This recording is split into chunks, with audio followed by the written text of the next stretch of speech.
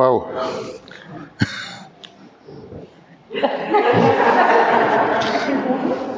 Je sais pas, ouais, c'était bonjour. Non, j'étais juste en train de dire waouh à cause du jeu d'orgue pour commencer le culte. C'était beau. Merci Anne-Catherine. Bienvenue à vous. Vous allez bien ?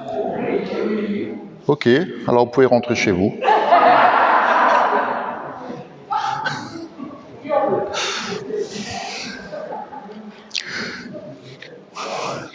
En fait, on est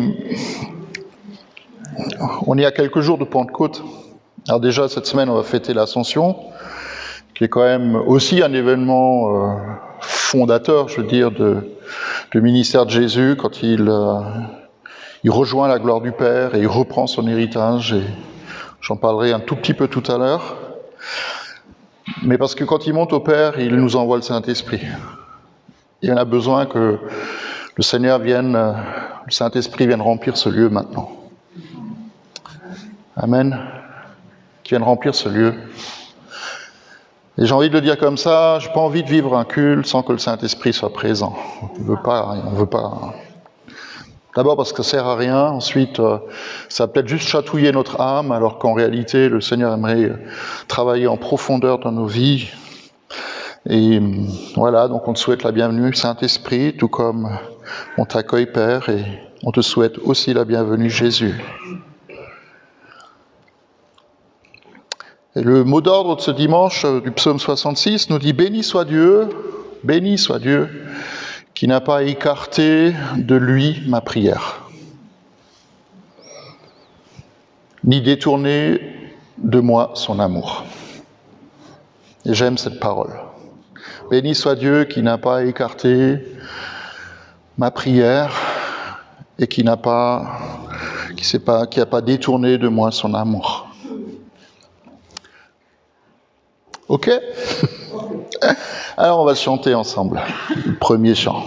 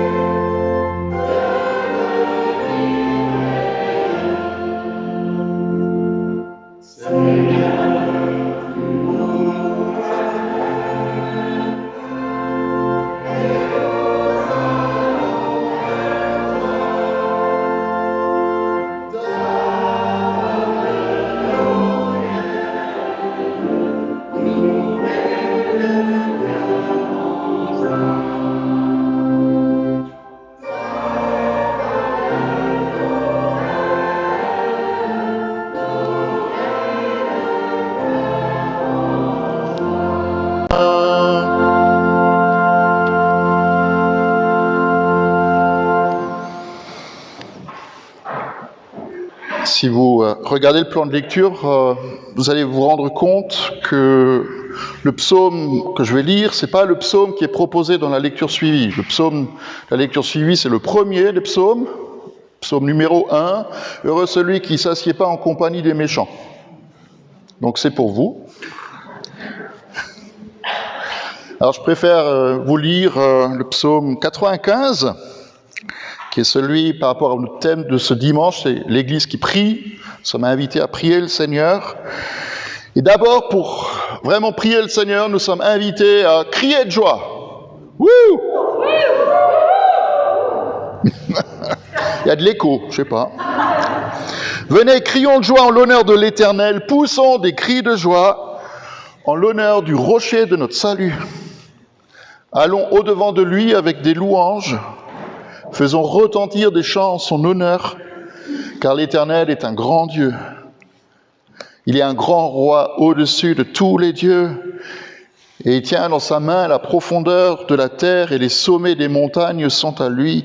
La mer est à lui, c'est lui qui l'a faite. La terre aussi, ses mains l'ont formée. Alors venez, prosternons-nous et humilions-nous, plions le genou devant l'Éternel, notre Créateur, car il est notre Dieu. Et nous sommes le peuple dont il est le berger, le troupeau que sa main conduit. Aujourd'hui, si vous entendez sa voix, n'endurcissez pas votre cœur. C'est pas un ordre, c'est juste une invitation. Si aujourd'hui nous entendons sa voix, s'il vous plaît, n'endurcissons pas notre cœur. Alors on va obéir à la parole, nous allons chanter en l'honneur de l'Éternel, pousser des cris de joie peut-être, mais surtout chanter. Et alors, vous pouvez rester assis ou vous mettre debout, peu importe. On va enchaîner Je chanterai gloire, le Alléluia, et à toi nos cœurs.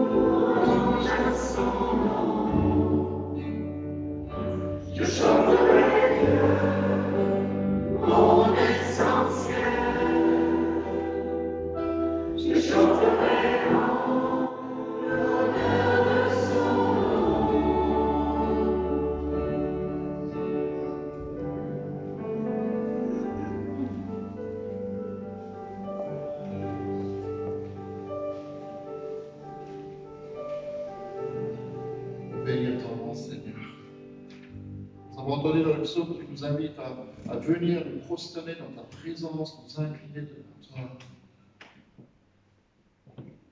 Nous le faisons de bon cœur.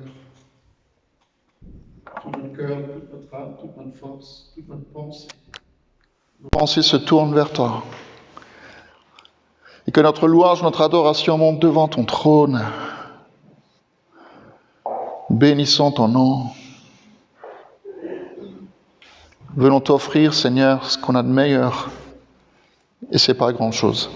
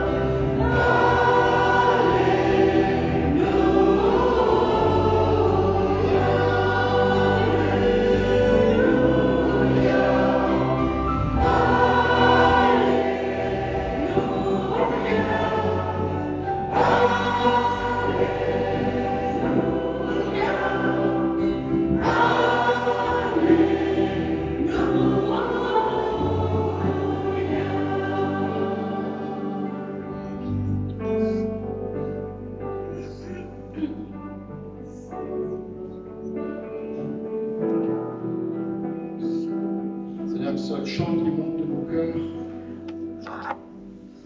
Alors que nous sommes là pour t'offrir nos cœurs, te remettre nos vies, Seigneur. Et nous voulons le proclamer à toi, nos cœurs, nos vies, Seigneur. À toi, nos cœurs, nos vies.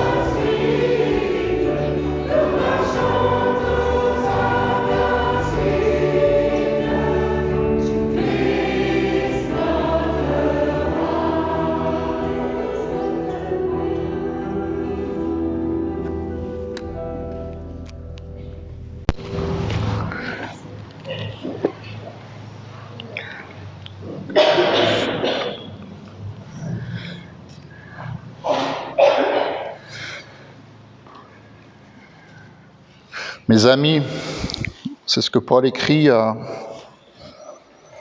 Timothée, parce que moi je ne peux pas dire mes enfants comme il dit à Timothée mon enfant, donc je vous dis mes amis, de sa part.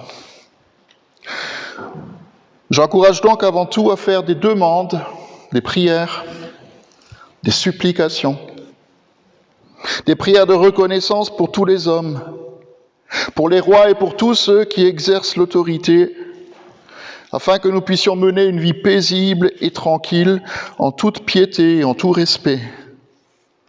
Voilà ce qui est bon et agréable devant Dieu, notre Sauveur, lui qui désire que tous les hommes soient sauvés et parviennent à la connaissance de la vérité. En effet, il y a un seul Dieu, et il y a aussi un seul médiateur entre Dieu et les hommes, un homme, Jésus-Christ, qui s'est donné lui-même en rançon pour nous tous. Amen. Le texte de l'Évangile, chez Luc, au chapitre 11, Jésus priait un jour dans un certain endroit.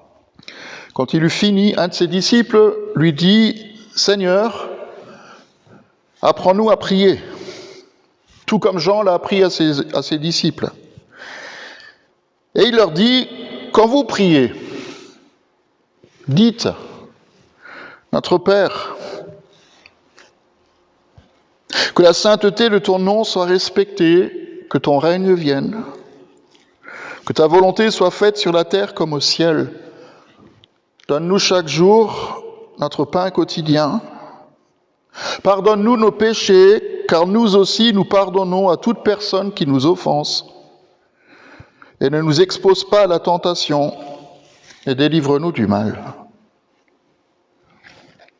Et il leur dit encore, supposons que l'un de vous ait un ami et qu'il aille le trouver au milieu de la nuit pour lui dire « Mon ami, prête-moi 3 pains, car un de mes amis est arrivé de voyage chez moi et j'ai rien à lui offrir. » Supposons que, de l'intérieur de sa maison, cet ami lui réponde « Ne m'ennuie pas. » C'est poli.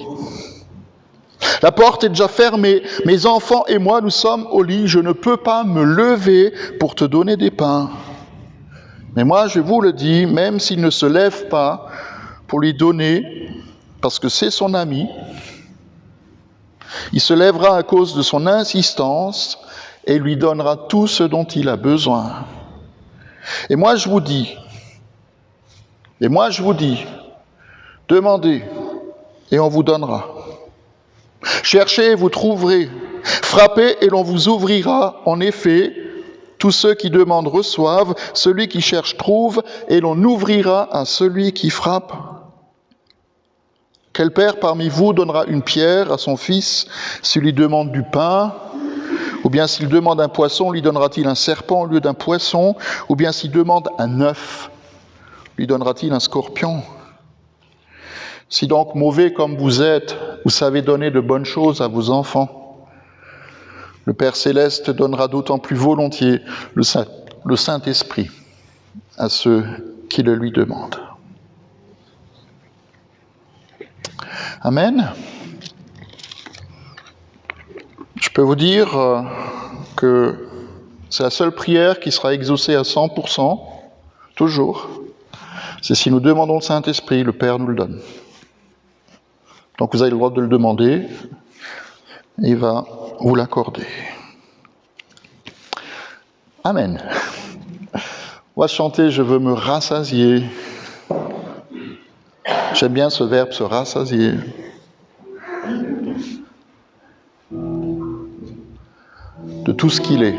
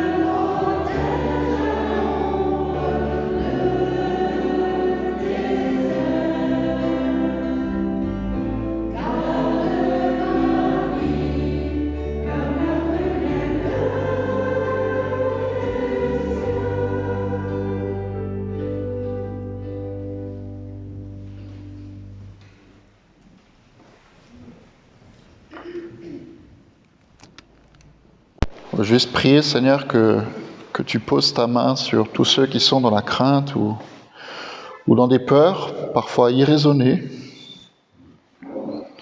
Parce que tu veux mettre ta main sur ceux que tu aimes. Tu veux les protéger, les mettre à l'abri.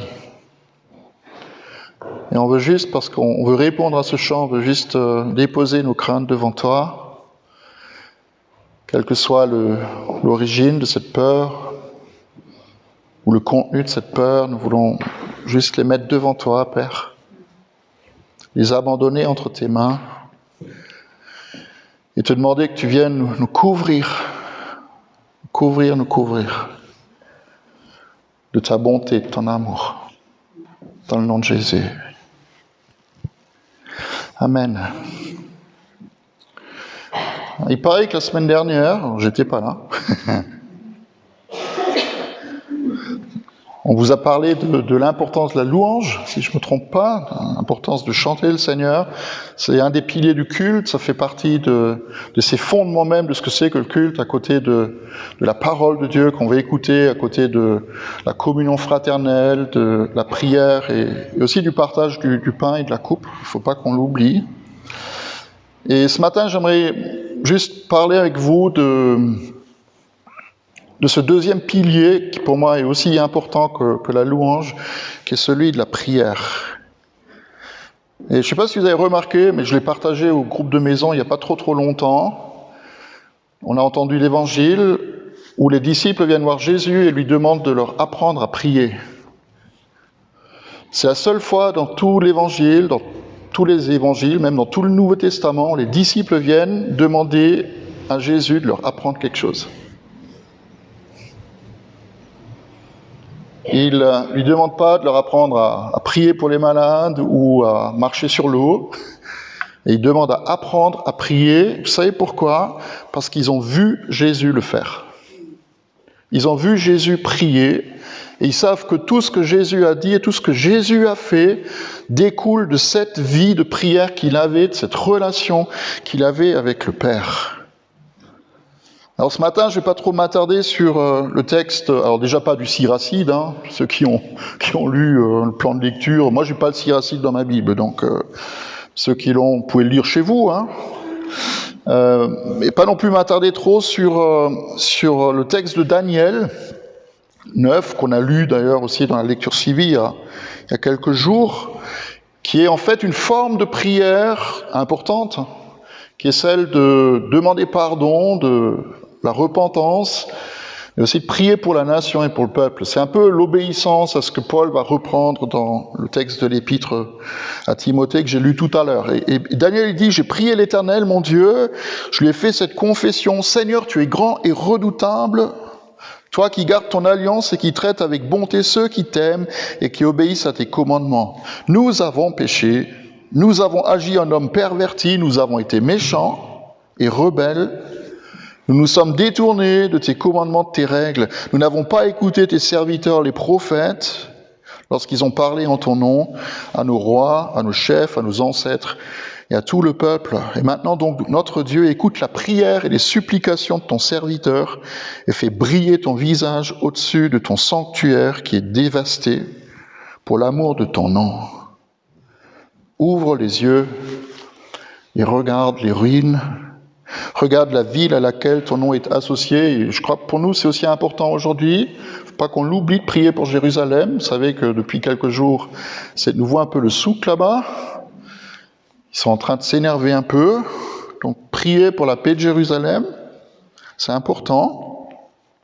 C'est pas en nous appuyant sur nos actes de justice que nous nous présentons nos supplications, mais c'est en nous appuyant sur ta grande compassion. Seigneur, écoute. Seigneur, pardonne. Seigneur, sois attentif et agis sans tarder, par amour pour nous. Alors, je ne vais pas parler de ce texte, mais il faut quand même qu'on l'enregistre. Parce que j'ai envie qu'on repose les fondements de ce que c'est que la prière pour que nous apprenions à avoir une vie de prière, non pas plus juste. Je crois qu'il n'y a pas de bonne ou de mauvaise prière, mais une autre vision de ce que c'est que la prière, Et ce pourquoi nous pouvons prier, pas pourquoi nous devons prier. C'est important, je crois. Pourquoi nous pouvons prier. Et si nous prenons conscience de ces 4 fondements que je vais partager, ça va amener des changements, je vous le dis, ça va amener des changements dans notre manière de nous adresser à notre Dieu. Le premier fondement, la première base, ça paraît peut-être logique, mais ça l'est pas pour tout le monde, c'est que notre Dieu est bon. Si nous avons conscience que Dieu est bon, ça va changer notre manière de prier. Est-ce que je le crois? Quelqu'un a dit un jour que c'est comme si Dieu, dans sa bonté, il nous met devant un territoire de 10 000 hectares qui nous donne un héritage. Moi, je possède pas de terre, donc, mais je suppose que 10 000 hectares, c'est quand même grand. Et le Seigneur me dit, ou nous dit, et te dit, ce territoire, ces 10 000 hectares, ils sont à toi. Ils sont à toi. Et nous sommes à la frontière d'une espèce de territoire où nous pouvons dire, waouh, mais ça, c'est à moi. Mais en même temps, le Seigneur nous pousse à explorer ce terrain. Il nous pousse à explorer ce territoire parce que nous ne savons pas encore, moi je ne sais pas, à quoi ressemble cette montagne, cette colline, ce ruisseau qui coule dans ce territoire-là. Et il nous invite par la foi à explorer ce qu'il veut nous montrer. Vous savez, l'Évangile nous dit que Jésus est venu révéler le Père. Et Jésus nous invite à son tour à entrer dans la même relation avec son Père que lui il avait. Pour que nous puissions vivre quelque chose qu'on a parfois du mal à comprendre, vivre ce que nous n'osons pas souvent demander ou penser ou même imaginer. Paul il dit, Dieu peut faire infiniment au-delà. Il peut faire infiniment au-delà de tout ce que nous pouvons penser ou même demander. Est-ce que vous vous rendez compte de ça? Que Dieu peut faire au-delà de tout ce qui nous vient à la tête, tout ce qui nous vient à l'esprit. Pourquoi? Parce qu'il est bon. Et Jésus qui va révéler le Père, il va dire à la fin de son ministère sur la terre, vous lisez ça dans l'évangile de Jean, moi j'étais frappé par ça, mais 6 fois dans les derniers chapitres de Jean, il va dire quelque chose qui est pour moi extraordinaire. Il va dire aux disciples, ceux qu'il appelle plus ses serviteurs mais ses amis, il va leur dire, tout ce que vous demanderez en mon nom, je le ferai pour vous. Waouh! 6 fois, il va leur dire, tout ce que vous demanderez, demandez ce que vous voulez, et cela vous sera accordé. Waouh! Qui c'est qui a déjà exercé ça? Ok. Demandez ce que vous voulez, et cela vous sera accordé. Alors, je précise juste, parce qu'il faut préciser, parce qu'il y en a qui ne comprennent pas, que ce n'est pas une invitation à prier pour qu'on puisse construire notre propre empire, C'est pas une invitation à prier pour nos petits besoins égoïstes qui tournent autour de notre petit nombril ou de notre propre personne. Et si vous croyez cela, c'est que vous n'avez pas lu tout le reste du bouquin. Ok ? On n'est pas là pour demander des choses pour construire notre propre bonheur. Mais le Seigneur, il m'invite à avoir une relation avec lui qui est celle d'un père avec son enfant et d'un enfant avec son père qui ose demander à son papa du ciel parfois un œuf. Ou comme Daniel, le salut de sa nation. Dieu est bon. Et parce qu'il est bon, je lui dois quelque chose. Et je vais vous dire ce que c'est. Je lui dois de rêver. Et je lui dois de rêver grand, pas de rêver petit. Et c'est assez bizarre pour moi, je suis désolé de parler de moi, c'est pas du tout pour me mettre en avant, mais en ce moment je rêve beaucoup. Je sais pas pourquoi, et je vais pas faire une psychanalyse à cause de ça, mais je rêve beaucoup. Je rêve de réveil, je rêve de miracles, de signes, de prodiges, comme autrefois. Mais vous savez ce qui détruit les rêves? C'est la déception. Et je vous pose cette question, qui de vous n'a jamais été déçu dans sa vie de prière? Parce qu'on a rêvé de choses et on ne les a pas vues s'accomplir. Parce qu'on a prié pour telle ou telle situation et on n'a pas vu de changement. Parce qu'on a prié pour telle et telle personne et cette personne n'a pas été ou touchée ou guérie. La déception. Et elle vient parfois à cause de ce que nous subissons dans la vie. C'est dur de prier quand on a l'impression que l'exaucement ne vient pas ou que ça tarde. Et alors ça nous fait douter de quoi? De la bonté de Dieu. Et je sais aussi que moi parfois, et je parle encore une fois pour moi, pas pour vous, mais que moi aussi parfois j'ai été déçu parce que j'ai laissé mon environnement religieux qui réchigne ou résiste au changement prendre le dessus. J'ai une bonne nouvelle pour vous ce matin, c'est terminé ça. Amen.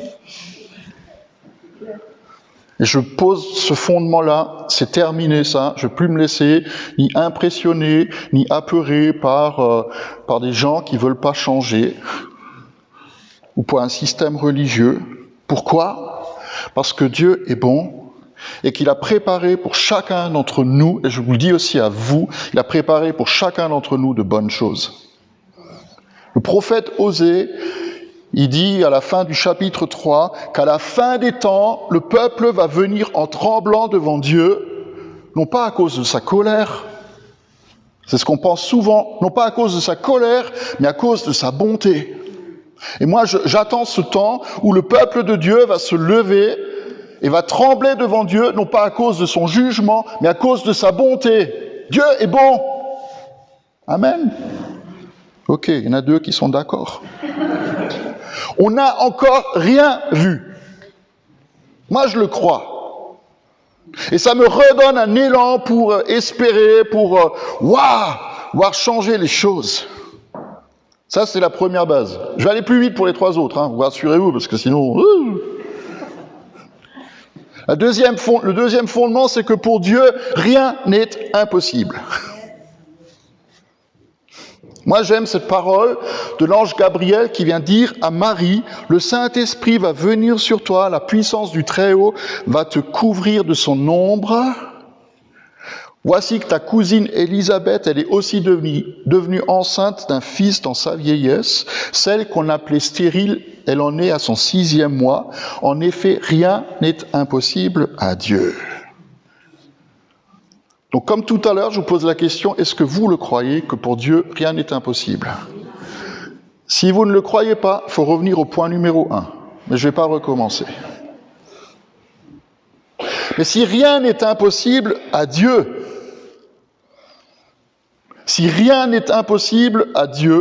il faut que je prenne des risques dans ma vie de prière.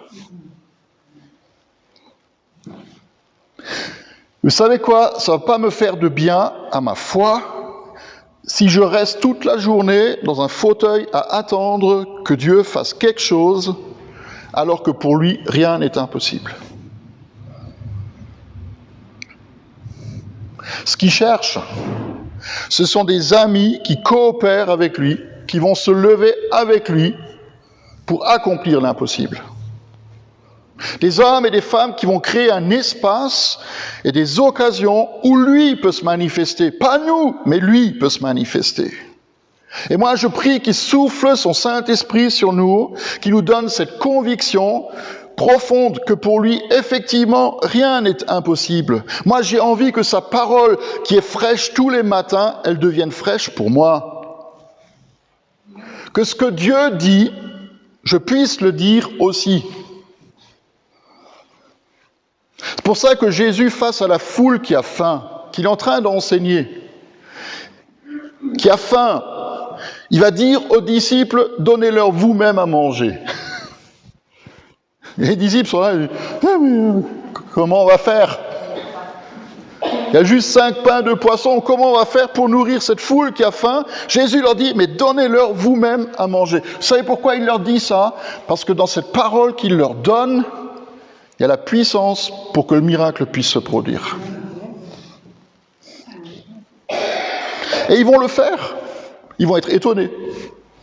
Et moi aussi, j'ai envie d'être étonné. Ils vont être étonnés. Je vais vous livrer un secret que je suis en train d'apprendre et je suis vraiment qu'au tout début. Quelque chose que vous pouvez aussi mettre en pratique.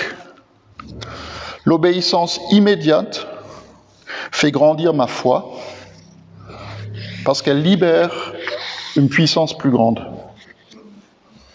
L'obéissance qui suit la réflexion ou l'analyse va ralentir l'exaucement. Vous voulez que je répète? Eh ben non, vous n'avez qu'à écouter.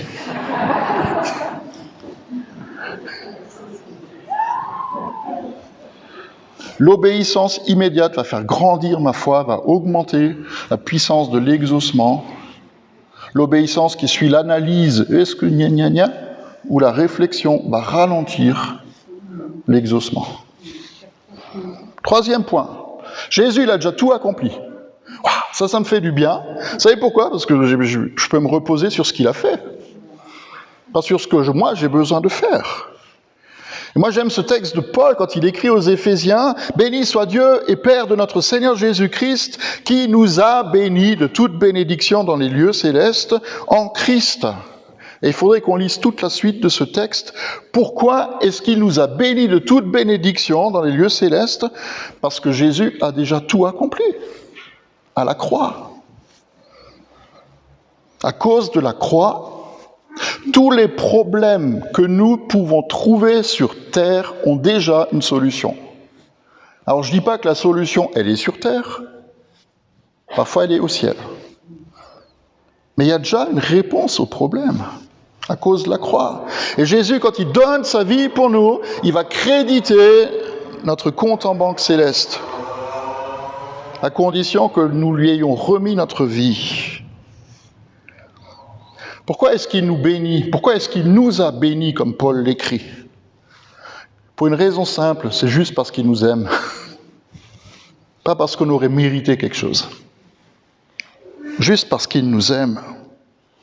On ne mérite pas sa faveur et on ne méritera jamais sa faveur. C'est ce qu'on appelle la grâce. Et souvent on définit la grâce comme ça, c'est une faveur qui nous a été faite, que nous n'avons pas méritée. C'est juste, mais c'est que le début. Parce que la grâce est beaucoup plus grand que tout ce qu'on peut penser. Elle ouvre notre cœur à la présence permanente et toute puissante de Dieu qui veut que nous soyons vraiment ses enfants. J'aime bien cette image-là. La grâce, c'est la main du potier qui forme un vase avec l'argile. C'est juste la main du potier. Vous avez déjà vu un potier qui travaille? Il fait ça avec beaucoup d'élégance. Hein? Il n'est pas en train de taper sur l'argile pour que ça donne un vase. Ça, la grâce. Et Paul va aller encore beaucoup plus loin, chapitre 2, qui est le centre même de notre foi réformée luthérienne. Dieu est riche en compassion à cause du grand amour dont il nous a aimés. Il nous a ressuscités et fait asseoir avec Christ dans les lieux célestes. Vous êtes assis ici, sur un banc de l'église, mais en réalité, vous êtes déjà assis avec Christ dans les lieux célestes.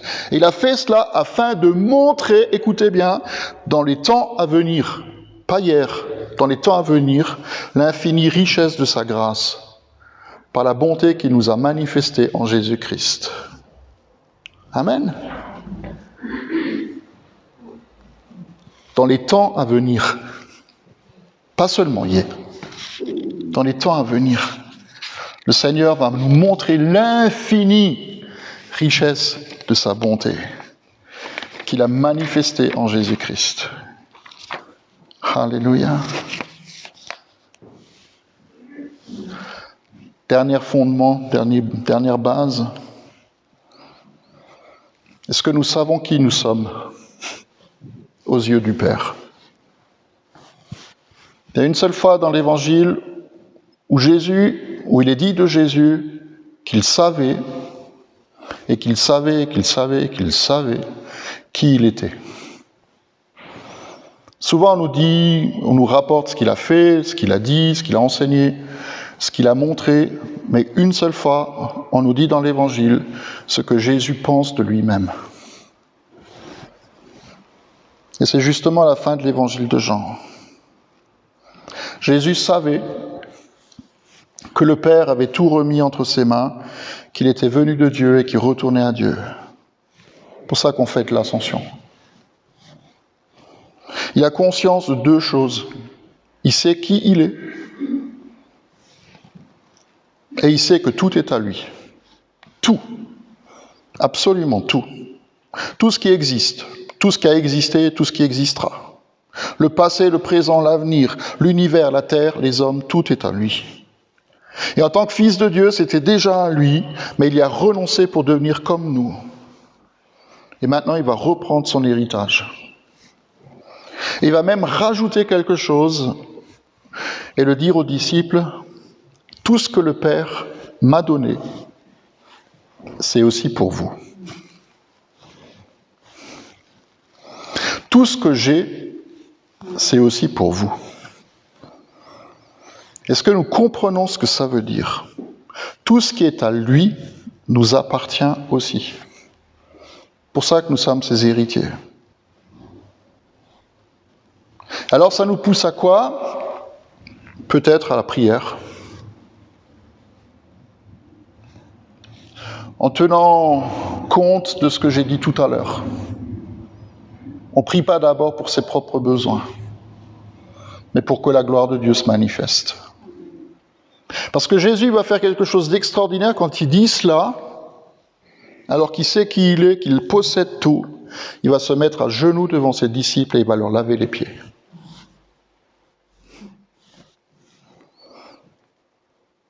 Et il leur donne un exemple. Vous m'appelez Maître et Seigneur, et vous avez bien raison parce que je le suis, mais si donc moi, le Seigneur et le Maître, je vous ai lavé les pieds, vous devez aussi vous laver les pieds les uns aux autres, car je vous ai donné un exemple afin que vous fassiez comme je vous ai fait. En vérité, je vous le dis, le serviteur n'est pas plus grand que son Maître, ni l'apôtre plus grand que celui qui l'a envoyé. Si vous savez cela, vous serez heureux, pourvu que vous le mettiez en pratique. Nous, on voit les titres que Jésus porte. On voit la puissance qu'il a, le pouvoir qu'il possède. Et lui, il lave nos pieds.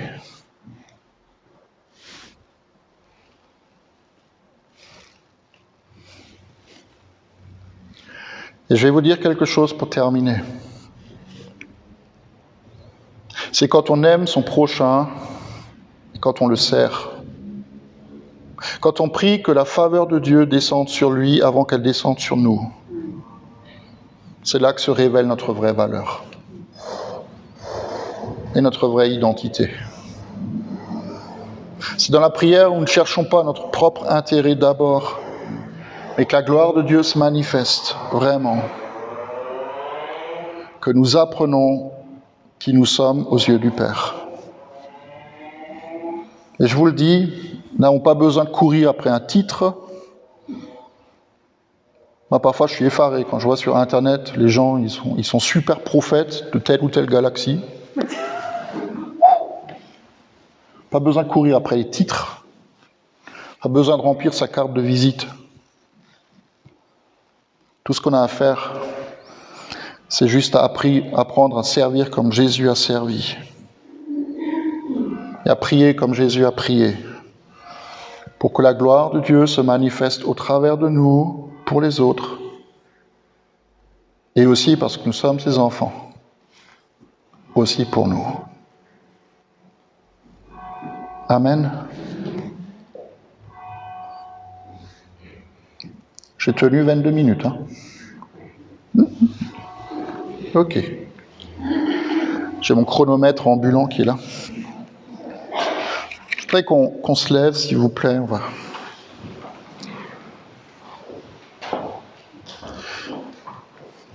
Je vais le dire comme ça. Qui de vous a un besoin maintenant qui est urgent, pressant.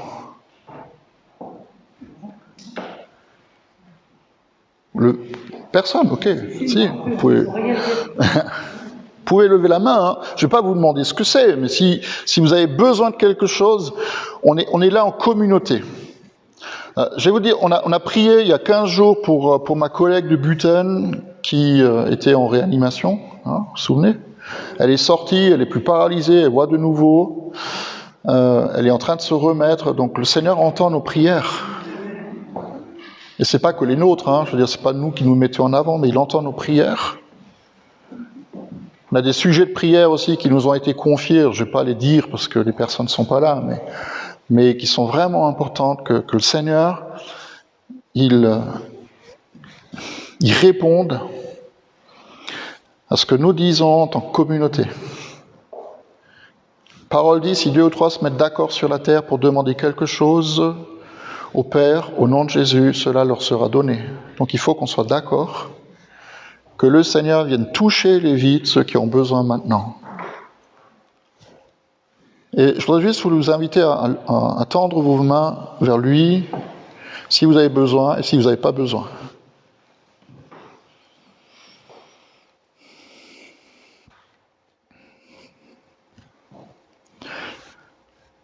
On veut fonder notre vie de prière sur ce que nous avons entendu ce matin. C'est que tu es bon. C'est que pour toi, Père, rien n'est impossible.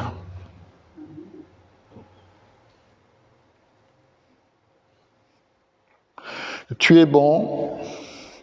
Que pour toi, rien n'est impossible. Que nous avons de la valeur à tes yeux. Et que tu nous as déjà bénis au travers de Jésus, de toute bénédiction.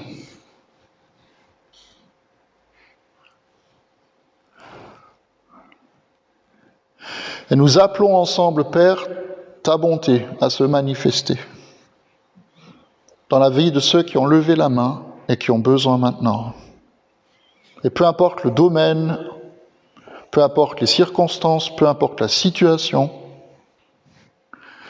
nous prions ensemble, Père, que tu manifestes pour chacun d'entre eux ta bonté. Et que ce Saint-Esprit que tu nous promets de nous donner, si nous le demandons, il vienne apporter ce que tu veux donner.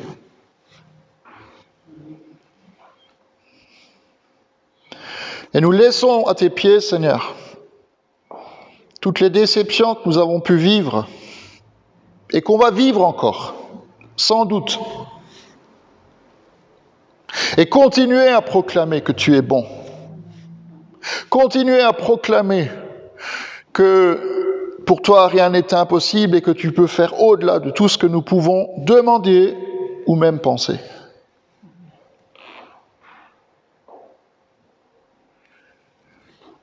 Nous continuons à proclamer que nous n'avons encore rien vu de ton amour pour nous et de ta faveur. Et de proclamer que nous sommes tellement précieux à tes yeux, que tu nous aimes tellement, Père, que tu es prêt à donner à celui qui te demande ou à celle qui te demande du pain, un poisson, un œuf, ou même toute une nation.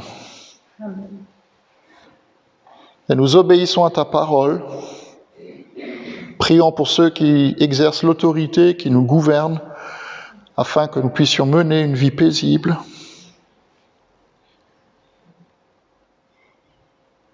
Nous remettons tous ceux qui ont une position de responsabilité dans nos villages, dans notre région, dans notre pays. Simplement par obéissance à ta parole, et pas forcément par conviction personnelle. Parce que l'obéissance à ta parole ouvre la bénédiction. Merci d'entendre, Seigneur, d'écouter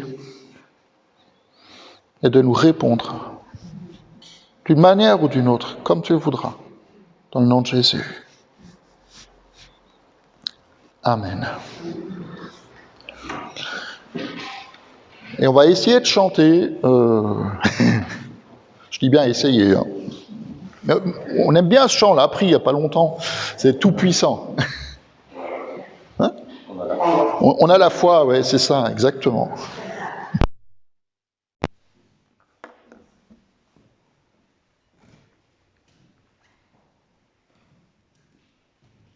Et chantez-le avec foi, comme nous.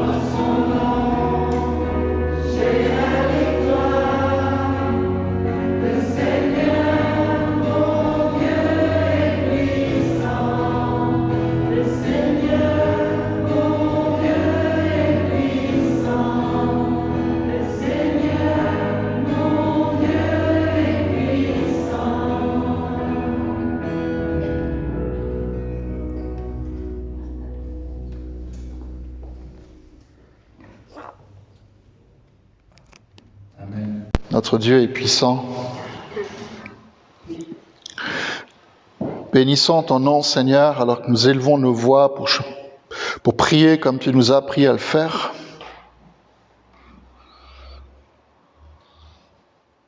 C'est ensemble que nous disons, notre Père qui es aux cieux, que ton nom soit sanctifié, que ton règne vienne, que ta volonté soit faite sur la terre comme au ciel. Donne-nous aujourd'hui notre pain de ce jour. Pardonne-nous nos offenses, comme nous pardonnons aussi à ceux qui nous ont offensés. Et ne nous laisse pas entrer en tentation, mais délivre-nous du mal. Car c'est à toi qu'appartiennent le règne, la puissance et la gloire, pour les siècles des siècles. Amen. Que sa parole s'accomplisse dans nos vies, que sa bénédiction coule sur nous, dans le nom de Jésus. Amen. Juste quelques annonces.